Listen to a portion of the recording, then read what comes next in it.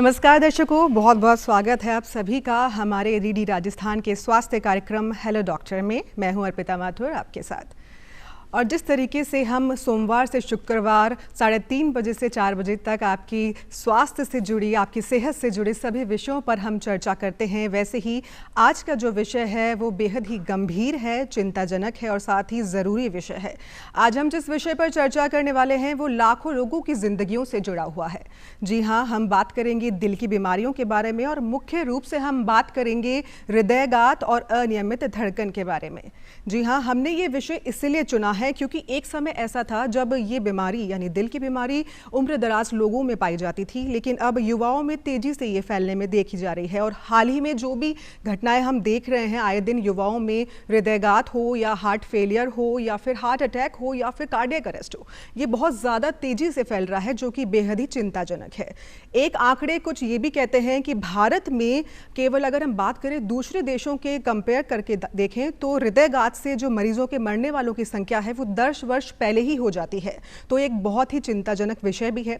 इस विषय पर हम बात करेंगे और साथ ही जानेंगे कि नई तकनीकें जो कि चिकित्सा जगत में इजाद हुई है वो किस तरीके से इनके इलाज में कारगर साबित होती हैं, जिनमें हम जैसे कि ईपी स्टडीज़ हो गई, पेसमेकर हो गया या एआई जो कि बहुत ज़्यादा डिवाइसेस प्रोवाइड करा रहा है, वो किस तरीके से इलाज में कारगर साबित हो सकते हैं। इन सभी पहलुओं पर आज हम बात करेंगे हमारे विशेषज्ञ डॉक्टर के साथ। सबसे पहले उनका परिचय आपसे करवाते हैं। हमारे साथ हैं डॉक्टर अंशुल पटोदिया जी, जो कि वरिष्ठ कार्डियोलॉजिस्ट हैं, साथ ही इलेक्ट्रोफिजियोलॉजिस्ट हैं और सीके बिरला हॉस्पिटल जयपुर में एडिशनल डायरेक्टर के तौर पर वो कार्यरत हैं। लंबे वर्षों का अनुभव वो रखते हैं इस क्षेत्र में। बहुत बहुत स्वागत है आपका डॉक्टर साहब। और दर्शकों, मेरा निवेदन है, क्योंकि लाइव प्रोग्राम है, आप हमसे जुड़ सकते हैं और आपके घर में या आप स्वयं दिल की बीमारियों से ग्रसित हैं या कोई भी सवाल हमसे करना चाहते हैं, विशेषज्ञ से पूछना चाहते हैं, तो हमें आप कॉल कर सकते हैं 0141270499, 0141270498, ये हमारा नंबर है। तो आप हमें कभी भी कॉल कर सकते हैं 3:30 बजे से 4 बजे के बीच में। तो चलिए अब हम चर्चा की शुरुआत करते हैं। डॉक्टर साहब, हार्ट फेलियर पे आज हम बात कर रहे हैं। सबसे पहले ये बताइए कि हार्ट फेलियर क्या होता है और हार्ट अटैक से ये किस तरीके से भिन्न है, क्या कुछ लक्षण इसके होते हैं?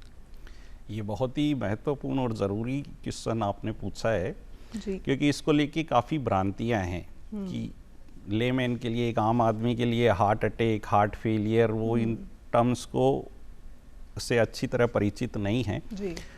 हार्ट फेलियर को कई बार आम आदमी ये समझता है कि पूरी तरह हार्ट फेल हो चुका है और अब पेशेंट एक अंतिम स्टेज पे आ चुका है, जबकि ऐसा नहीं है। जहाँ हार्ट अटैक हम बोलते हैं तो हार्ट अटैक हम बोलते हैं जब पेशेंट को, मरीज को अचानक से छाती में बहुत तेज़ दर्द, भारीपन, पसीने के साथ घबराहट होना, सांस में घुटन होना, ऐसी अवस्था आती है। और ये इसलिए होता है कि हार्ट को जो रक्त प्रदान करती है, ब्लड वेसल्स, उनमें से किसी एक वेसल्स में अगर ब्लॉकेज आ जाता है, वो बंद हो जाती है, तो जो हार्ट की मसल्स है उनको ब्लड की सप्लाई होना बंद हो जाती है और उन मांसपेशियों को, जैसे ही हार्ट की मांसपेशियों को ब्लड मिलना बंद होता है तो उसमें पेन चालू हो जाता है। इसको हम हार्ट अटैक बोलते हैं। जबकि हार्ट फेलियर है वो इससे पूरी तरह भिन्न एक बीमारी है। हार्ट फेलियर हम जब बोलते हैं जब हार्ट की मांसपेशियों की कोई दिक्कत चालू हो जाती है, जैसे हार्ट की मांसपेशियां कमज़ोर होने लग गई और उसके फलस्वरूप हार्ट की जो पंपिंग कैपेसिटी है, जो पंप करने की क्षमता है, वो कम होने लग जाए, या फिर हार्ट की मांसपेशियां काफ़ी स्टिफ हो जाए और उसकी जो फिलिंग की प्रॉब्लम है उसमें फिलिंग में प्रॉब्लम आने लग जाए, इसको हम हार्ट फेलियर कहते हैं। हार्ट फेलियर में एक्चुअली होता क्या है कि जैसे जैसे हार्ट की मांसपेशियां हैं वो कमज़ोर हो जाएगी या फिर स्टिफ हो जाएगी तो हार्ट की पंपिंग में प्रॉब्लम आने लगती है और हार्ट है वो ब्लड को पूरे शरीर में अच्छे से पंप नहीं कर पाता है। उसके फलस्वरूप जो अदर अंग हैं, जैसे ब्रेन है, किडनी है, मसल्स है, इनको पूरी अच्छी तरह से ब्लड की सप्लाई नहीं हो पाती और मरीज को थकान रहने लगती है। दूसरी तरफ क्या होता है कि जब वो ब्लड पंप नहीं होता है तो वो हार्ट में इकट्ठा होता है, जिससे हार्ट की साइज बढ़ने लगती है और फिर बैक प्रेशर से धीरे धीरे वो उस रक्त का कंजेशन है वो लंग्स में, लीवर पे और शरीर पे आने लगता है, जिससे लंग्स में जब कंजेशन आता है तो मरीज का सांस फूलने लगता है। लीवर पे आता है तो उसको पेट पे फूलापन, भारीपन सा लगता है, खाना खाने के बाद उसका जल्दी पेट फूलना, भूख नहीं लगना, ऐसे सिम्टम आते हैं। और जब शरीर पे वो कंजेशन आने लगता है तो हाथ पैरों में स्वेलिंग आने लगते हैं। तो ये हार्ट फेलियर के मुख्य लक्षण हैं, अत्यधिक थकान होना, सांस फूलना, हाथ पैरों में स्वेलिंग का। जी डॉक्टर साहब, जैसा कि अभी आपने एक मुख्य लक्षण बताया है कि सांस फूलना, लेकिन ज़्यादातर बीमारियां जो मेन बीमारियां होती हैं जैसे निमोनिया, अस्थमा, उनमें भी सांस फूलने की लक्षण नज़र आते हैं। तो कैसे निश्चित किया जाए कि हार्ट फेलियर के सिम्टम्स हैं?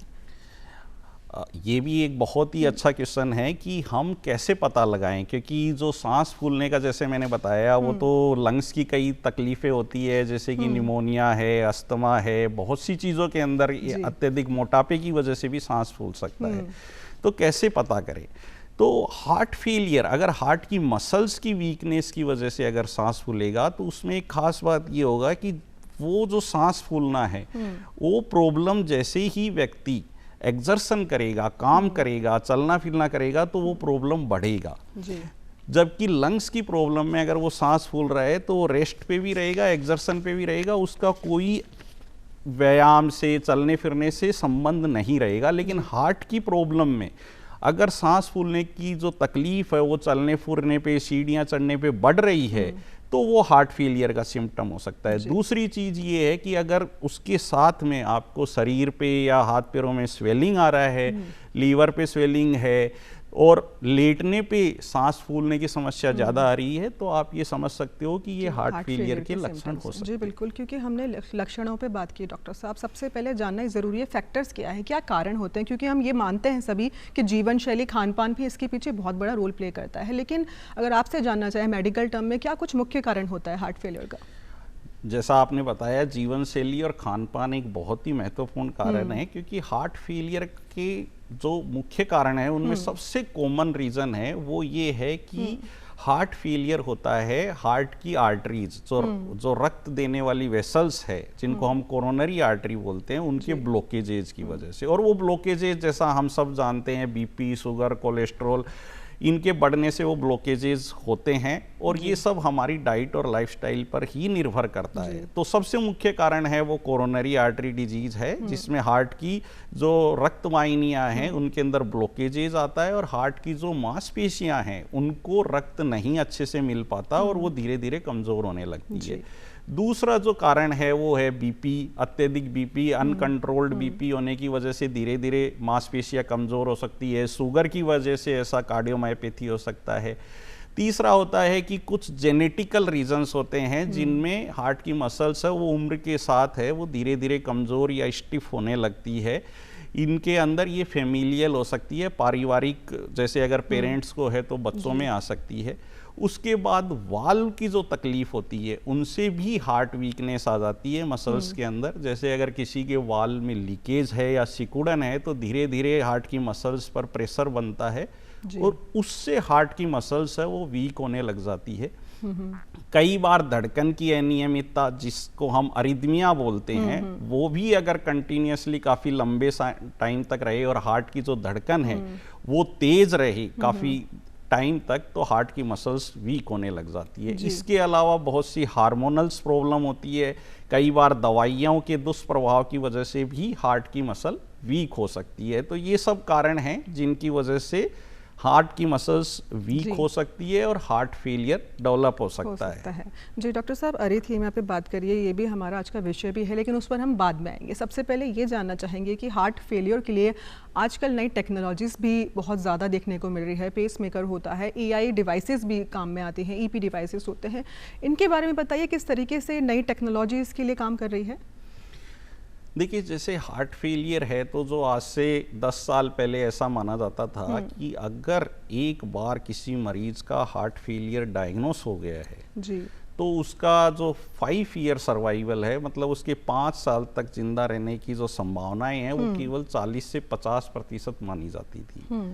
लेकिन अभी जो रिसेंटली जो नए डेवलपमेंट्स हुए हैं मेडिकल साइंस में, काफ़ी तरह की नई दवाइयाँ आई है, आधुनिक तकनीक्स आई है, जिसमें पेसमेकर जैसा आपने जिक्र किया, या आरएफ अब्लेशंस हैं, या एआईसीडी है, सीआरटी मशीन्स हैं, एलबीबी पेसिंग है, उनकी वजह से अभी इसके अंदर काफ़ी रिवोल्यूशनरी चेंजेस आए हैं, जिसकी वजह से हार्ट फेलियर का अब जो प्रोग्नोसिस है, जो इलाज है, वो काफ़ी कारगर हो गया है और जो ये सर्वाइवल रेट है वो काफ़ी बढ़ गया है। इसके अलावा इसके अंदर हार्ट फेलियर के अंदर प्रिवेंशन का, रोकथाम का भी बहुत बड़ा रोल है। बिल्कुल सही। अगर हम हार्ट फेलियर के जो रिस्क फैक्टर है, जैसा कि मैंने बताया, डायबिटीज, हाइपरटेंशन, जो हार्ट की आर्टरीज की ब्लॉकेजेस हैं, अरिथमियाज है, इनको अगर हम टाइमली डिटेक्ट कर लेते हैं, अर्ली स्टेज पे इसका पता लगा लिया जाए और उसको अगर हम अच्छे तरीके से ट्रीटमेंट कर दिया जाए तो हार्ट फेलियर को हम डेवलप होने से पहले ही रोक सकते हैं। बिल्कुल। तो इसमें काफ़ी सारी नई दवाइयाँ और टेक्निक्स भी आई है और प्रिवेंशन के लिए अभी जैसा आपने एआई डिवाइस का जिक्र किया, तो अभी काफ़ी इस तरह की डिवाइसेज आ गई है। डॉक्टर साहब, थोड़ा सा आपको बीच में रोकना चाहूँगी कि हमारे साथ एक कॉलर जुड़ चुके हैं, हमारे दर्शक हैं, हम उनका सवाल पहले ले लेते हैं। हेलो। हेलो डॉक्टर जी नमस्ते, अपना नाम बताइए, कहाँ से बोल रहे हैं, अपना सवाल कीजिए। Hello sir. जी क्या सवाल है? जी आवाज़ आ रही है हमें। नमस्कार जी। जी अपना सवाल कीजिए सर। आलूपुर सरदूलगढ़ पंजाब से बोल रहे हैं, मानसा जिले से। जी क्या सवाल है आपका? आपको आवाज आ रही है मेरा? जी आ रही है। मैं जगदीश बात कर रहा हूँ जी। जी सर सवाल कीजिए। हाँ जी, मेरा सवाल ये है, मेरा रिक्वेस्ट है जी आपसे, मेरे को पसीना बहुत आता है और जब गर्मी में जब हरा काटता हूँ, काम करता हूँ ना, जल्दी सांस चढ़ जाता है और वजन पहले बहुत उठाया करता, काम बहुत करेगा, अब काम कम होता है मेरे से और घबरा जाता हूँ। जब तक मैं रेस्ट ना ले लूँ तब तक मेरे को मुश्किल लगता है। कृपया आप ये बताएं, मेरे को पसीना ज़्यादा आता है और मैं कम से कम काम करता हूँ तो फिर भी घबराहट सी होने लगती है, ऐसे लगता है जैसे मैं रेस्ट करूं, 5-10 मिनट हवा में जाऊं, किसी जगह जाऊं। तो ये सिम्टम्स वही बता रहे हैं, सांस फूलना, घबराहट, पसीना, तो क्या ये वो संकेत होते हैं हार्ट फेलियर के? क्या कुछ उपाय कर सकते हैं वो? हाँ, जैसा इन्होंने बताया कि इनको अभी घबराहट और पसीना ज़्यादा आता है ना। अगर अब इसमें पसीना और घबराहट ज़्यादा आने के बहुत सारे रीजंस हो सकते हैं। कई बार थायराइड की वजह से या हाई बीपी रहने की वजह से भी ऐसा हो सकता है, एंजाइटी, स्ट्रेस से भी ऐसा हो सकता है। लेकिन अगर ये सिम्टम्स सांस फूलने से और चलने फिरने पे बहुत ज़्यादा सांस फूल रहा है या छाती में भारीपन, दर्द आ रहा है, ऐसे सिम्टम भी इनको अगर इसके साथ एसोसिएटेड हैं तो इनको फिर अपने कार्डियोलॉजिस्ट से या फिजिशियन से संपर्क करना चाहिए। इनको अपना बीपी, शुगर, ईसीजी और ये एक चेकअप कराना चाहिए और अगर उसके अंदर कोई ऐसा हार्ट का तकलीफ या बीपी का तकलीफ आता है तो उसका ट्रीटमेंट। बिल्कुल डॉक्टर साहब, क्योंकि आजकल हम देख रहे हैं, वर्तमान जो स्थिति हमें बता रही है, युवाओं में बहुत ज़्यादा हार्ट फेलियर के चांसेस या हार्ट अटैक के चांसेस बहुत ज़्यादा हम देख रहे हैं। क्या कुछ रीज़न इसके पीछे आप मानते हैं? क्या उनका खान पान, अल्कोहल या फिर स्मोकिंग, ये सब भी बहुत बड़ा होता है? और क्योंकि हमने ज़्यादातर जो केसेस देखे हैं उनमें काफ़ी फिट लोग भी हैं, वो भी इनके चपेट में आ रहे हैं। क्या कुछ मुख्य कारण समझ सकते हैं आप? देखिए, ये आपका बिल्कुल सही ऑब्जर्वेशन है। हम अभी हाल में काफ़ी ऐसी न्यूज़ भी देख रहे हैं और अपने आसपास भी देख रहे हैं कि काफ़ी युवाओं को भी सडनली अरेस्ट हो रहा है, हार्ट अटैक्स आ रहे हैं। बहुत ज़्यादा वो फिट भी रहते हैं, एक्सरसाइज करते हैं, प्रॉपर खान पान करते हैं, उसके बावजूद ये हार्ट फेलियर, अटैक के जो संभावनाएं बढ़ रही है, इंसिडेंसेस बढ़ रहे हैं। और इसका सबसे एक मुख्य कारण है वो है कॉम्पिटिटिव लाइफस्टाइल। जो इसमें एक सबसे जो अगर महत्वपूर्ण कारण है वो है लाइफस्टाइल। अभी हमारा लाइफस्टाइल काफ़ी कॉम्पिटिटिव हो गया है, जिसकी वजह से एक तो स्ट्रेस बहुत बढ़ गया है लाइफ में, दूसरा फिजिकल एक्टिविटी कम हो गया है, हमारा लाइफ काफ़ी सीडेंटरी हो गया है, हमारी फूड और डाइट चेंज हो गया है, हमको कई बार बाहर का खाना खाना पड़ता है, जंक फूड है, फ्राइड फूड है, इसकी मात्रा बढ़ गई है, पैकेट फूड हमको यूज़ करना पड़ता है। उसके अलावा क्या है कि जैसे स्मोकिंग, ये युवाओं में एक बहुत मेजर फैक्टर है। स्मोकिंग के हम काफ़ी इंसिडेंट्स ऐसा देखते हैं कि यंग पेशेंट हार्ट अटैक के साथ आता है और जब हम एंजियोग्राफी करते हैं तो उसको मोस्टली अंडरलाइंग उसका प्लाक इतना बड़ा नहीं होता है, mostly it's all because of clot. वो क्लोट होता है जो हार्ट की आर्टरी को ब्लॉक कर देता है। वो तो स्मोकिंग की वजह से ब्लॉक, तो वो स्मोकिंग एक बहुत बड़ा रीजन है युवाओं के अंदर। और इसके अलावा पोस्ट कोविड भी एक थोड़ा सा इसमें वृद्धि हुई है हार्ट के इंसिडेंसेस में, क्योंकि कोविड की वजह से काफ़ी शरीर में इन्फ्लेमेशन हुआ, कोविड वैक्सीन की वजह से, तो उसकी वजह से भी हार्ट की ये जो अटैक्स हैं और ये बढ़ रहे हैं। लेकिन मुख्य रोल है वो हमारी डाइट और लाइफस्टाइल का। तो फिर डॉक्टर साहब, किस तरह की डाइट फॉलो करनी चाहिए जो हार्ट फेलियर के मरीज हैं या फिर जिनको कोई भी सिम्टम्स नज़र आते हैं, उनको डेली रूटीन में कैसे खान पान करना चाहिए और कैसा नहीं करना चाहिए, और जीवन शैली किस तरीके से अपनानी चाहिए? ये इसमें देखिए, सबसे पहले तो हमको हमारी डाइट ठीक करना होगा। डाइट के लिए क्या है कि जंक फूड, फ्राइड फूड और बेकरी आइटम, पैकेट फूड, इनसे बचें जी। अपने खाने के अंदर सलाद, फ्रूट्स, नट्स, दाल, ग्रीन लीफी वेजिटेबल्स, इन प्रोडक्ट्स को ज़्यादा से ज़्यादा इंक्लूड करें। दूसरा है कि नियमित व्यायाम, अपनी दैनिक दिनचर्या का नियमित व्यायाम को हिस्सा बनाएं। चाहे कोई भी तरह की फिजिकल एक्टिविटी हो, चाहे वो स्विमिंग हो, साइकिलिंग हो, जॉगिंग हो, वॉक हो, एटलीस्ट 25 से 30 मिनट रोजाना व्यायाम करने से बीपी, शुगर, कोलेस्ट्रॉल, इनकी संभावनाएं काफ़ी कम हो जाती है। आपका वेट नियंत्रित रहता है और वेट से जुड़ी हुई सारी बीमारियां उससे नियंत्रित रहती है। तो एक्सरसाइज, डाइट, इनका बहुत बड़ा रोल है। तीसरी चीज़ है, स्मोकिंग को कंप्लीटली अवॉइड करें। स्मोकिंग है वो यंग पेशेंट्स में बहुत ज़्यादा अटैक्स कर रहा है, तो स्मोकिंग को आप बिल्कुल बंद करें। स्ट्रेस को मैनेजमेंट करें, जिसके लिए आप प्राणायाम कर सकते हैं। अपना जो स्लीप साइकिल है उसको थोड़ा रेगुलराइज करें। और स्ट्रेस का बहुत बड़ा रोल है कोई भी बीमारी में। स्ट्रेस का मैनेजमेंट बहुत जरूरी है। बिल्कुल डॉक्टर साहब, एक टर्म हमने देखा है, क्योंकि आप इलेक्ट्रोफिजियोलॉजिस्ट भी हैं, उसके बारे में हम जानना चाहेंगे, क्योंकि हमने ये टर्म पहली बार सुना है। क्या है इलेक्ट्रोफिजियोलॉजिस्ट और किस तरीके से दिल की बीमारियों में ये इलाज करते हैं? इलेक्ट्रोफिजियोलॉजिस्ट वो होता है जो कि हार्ट की धड़कन है उसकी अनियमितता को समझता है, उसकी स्टडी करता है और उसका ट्रीटमेंट करता है। तो बेसिकली हमारे हार्ट में एक पेसमेकर होता है जो हार्ट बीट जनरेट करता है, और वो हार्ट बीट है वो इलेक्ट्रिक सिस्टम के माध्यम से और पूरे हार्ट में प्रवाह करती है। तो जो ये इलेक्ट्रिक सिस्टम बना हुआ है हार्ट में, जिसमें एक हार्ट बीट जनरेट होना और उसका पूरे हार्ट में कंडक्ट होना, ये इलेक्ट्रिक सिस्टम है, इसकी स्टडी और इसका जो ट्रीटमेंट है। हार्ट की धड़कन है वो अगर बहुत कम हो रही है किसी की, या बहुत ज़्यादा या इरेगुलर हो रही है, उसकी स्टडी करना और उसको ट्रीट करना, ये इलेक्ट्रोफिजियोलॉजिस्ट का। बिल्कुल। अब एक और हम विषय पर आते हैं, एरिथीमिया, क्योंकि हार्ट फेलियर पे हमने बात की। एरिथीमिया यानी अनियमित दिल की धड़कन। कई बार हमारी धड़कन बहुत तेज़ हो जाती है, कई बार बहुत कम हो जाती है, और हमें समझ में नहीं आता उस कंडीशन में हम क्या करें। हमारी सांस फूल जाती है, घबराहट हो जाती है, लेकिन हम उसे नज़रअंदाज कर देते हैं और जस्ट आसान सा कुछ उपाय करके घर पर हम उसको इग्नोर कर देते हैं। लेकिन वो गंभीर बीमारी दिल की हो सकती है, तो उसे नज़रअंदाज बिल्कुल मत करिए। तो एरिथीमिया के बारे में भी हम जानना चाहेंगे डॉक्टर साहब। अनियमित धड़कन जो होती है, किस तरीके से उसको जज किया जाता है, और एक सामान्य दिल की धड़कन क्या होती है, कैसे कंपेयर करें उसको? देखिए, जैसे जो नॉर्मल आदमी होता है उसका जो पेसमेकर होता है वो जनरली 60 से 100 धड़कन पर मिनट जनरेट करता है जी।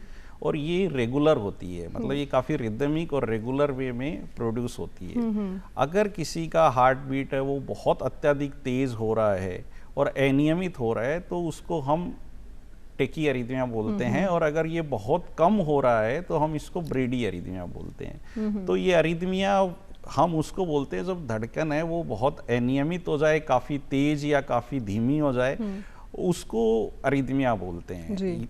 इस अरिथमिया से काफ़ी दिक्कत हो सकती है, जैसे अगर हार्ट की रेट बहुत कम हो जाए तो भी हार्ट बंद हो सकता है, और हार्ट की धड़कन अगर वो बहुत तेज रहती है तो उसमें हार्ट की, जैसा मैंने बताया, पंपिंग कम होने का खतरा रहता है, और कई बार हार्ट के बंद होने का भी खतरा रहता है। डॉक्टर साहब, इस पे लक्षण पर भी हम आएंगे कि एरिथमिया के लक्षण क्या होते हैं, लेकिन उससे पहले हमारे साथ एक कॉलर जुड़ चुके हैं फोन लाइन पर।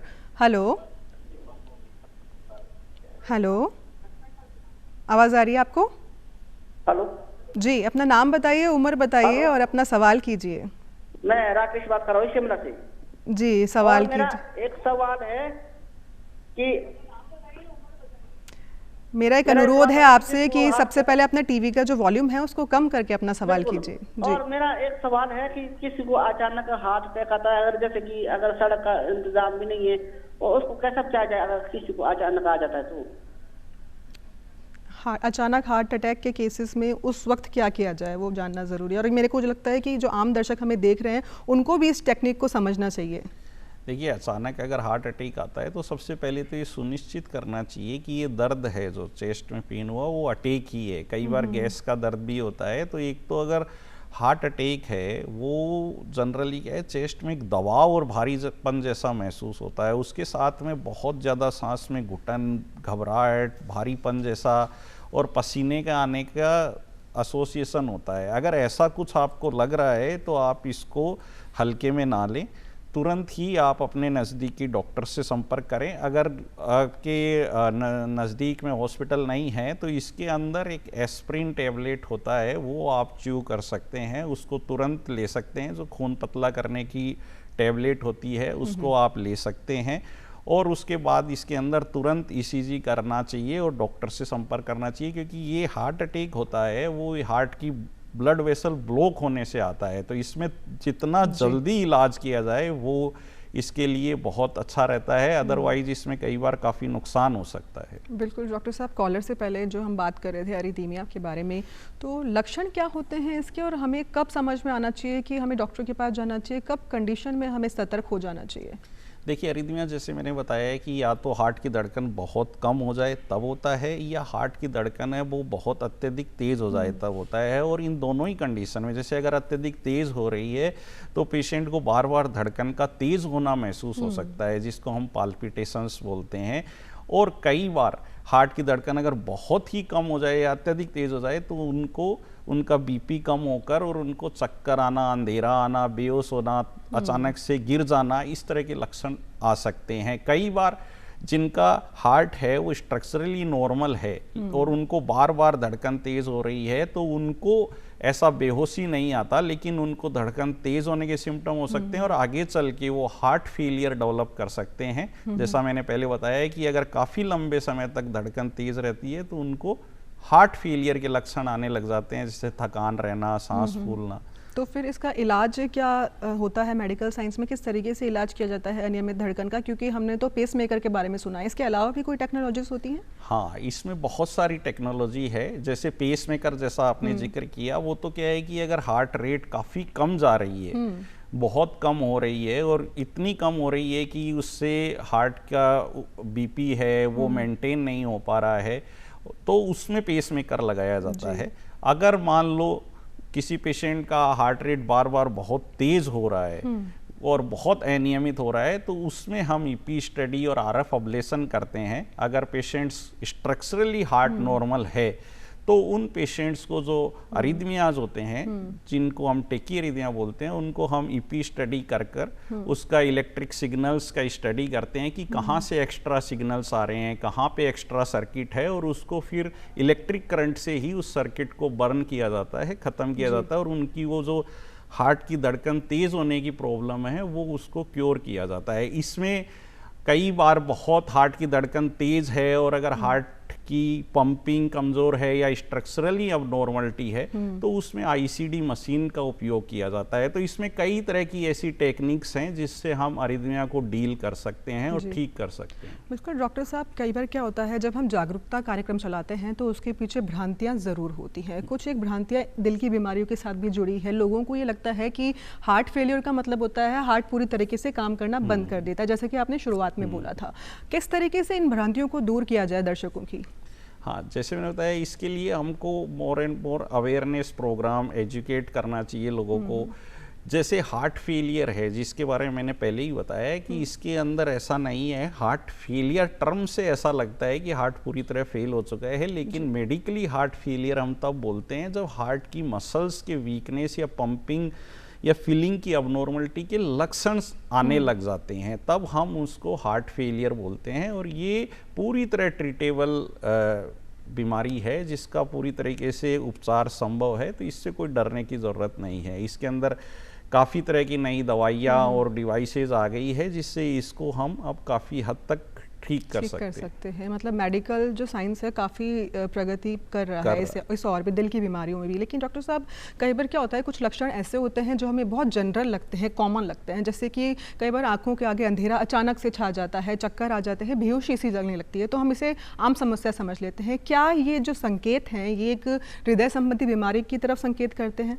ये एक बहुत ही ज़रूरी सवाल है, क्योंकि मैंने देखा है मेरी प्रैक्टिस में कि काफ़ी बार ऐसी प्रॉब्लम्स रहती है कि बार बार आंखों के आगे अंधेरा आना, बेहोशी होना, और जो मरीज़ है उसको ये कन्फ्यूज़न रहता है कि ये मेरे किस वजह से हो रहा है, ये कोई ब्रेन की प्रॉब्लम है या ये कोई कमज़ोरी की वजह से हो रहा है, और वो कई बार न्यूरोलॉजिस्ट या फिजिशियन के पास दिखाता रहता है। लेकिन बार बार अगर आपको बेहोशी आ रही है, गिरना, अचानक से गिर रहे हैं, आंखों के आगे अंधेरा आ रहा है, तो ये समस्या है, ये हार्ट की हो सकती है, जिसको हम मेडिकल लैंग्वेज में सिनकपी बोलते हैं। अच्छा। सिनकपी होता है वो क्या है कि हार्ट की अगर अचानक से कोई भी वजह से अगर धड़कन बहुत तेज या कम हो रही है, तो उसकी वजह से हार्ट का बीपी कम होके और पेशेंट को अंधेरा और बेहोशी आ सकता है। अच्छा। इसको हम कार्डियक सिनकपी बोलते हैं।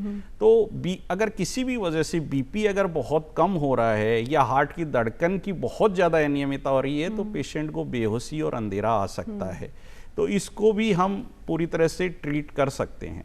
ठीक है डॉक्टर साहब, एक सवाल और है, क्योंकि हमने शुरुआत में बुजुर्गों की बात की, युवाओं की बात की, महिलाओं में और बच्चों में इस दिल की जो बीमारियां हैं उसकी स्थिति क्या होती है और किस तरीके से घर पे हमें लक्षण समझ आ सकते हैं कि हम डॉक्टर के पास हमें जाना चाहिए?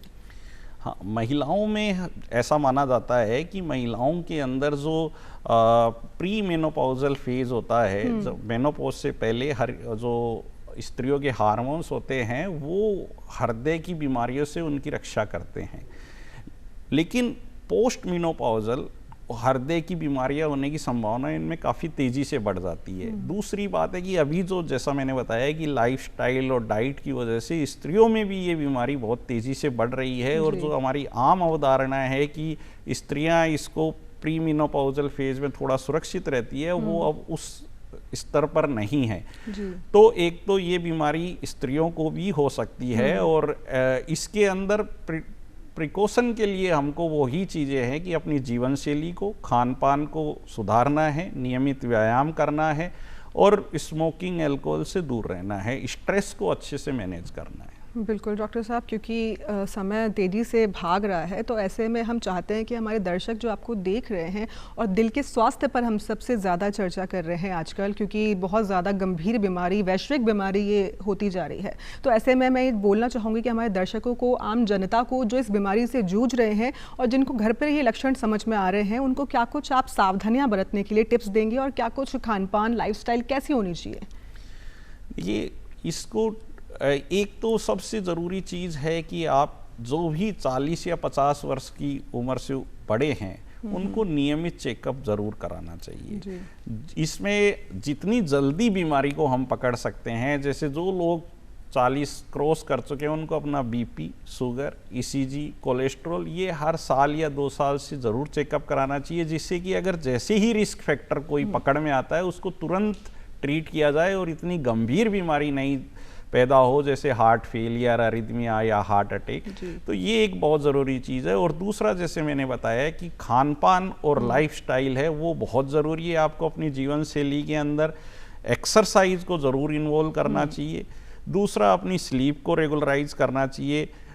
तीसरा है कि खान पान के अंदर आप है वो डाइट के अंदर जंक फूड को, बहुत ज़्यादा फ्राइड फूड है या बेकरी आइटम्स है, उनको अवॉइड करें। स्मोकिंग को बिल्कुल कंप्लीटली अवॉइड करें। बिल्कुल डॉक्टर साहब, आपने यहाँ आकर हमें समय दिया और हमारे दर्शकों को बहुत गंभीर बीमारी पर और बहुत महत्वपूर्ण समस्या पर बहुत आम भाषा में हमको समझाया, उसके लिए बहुत बहुत धन्यवाद।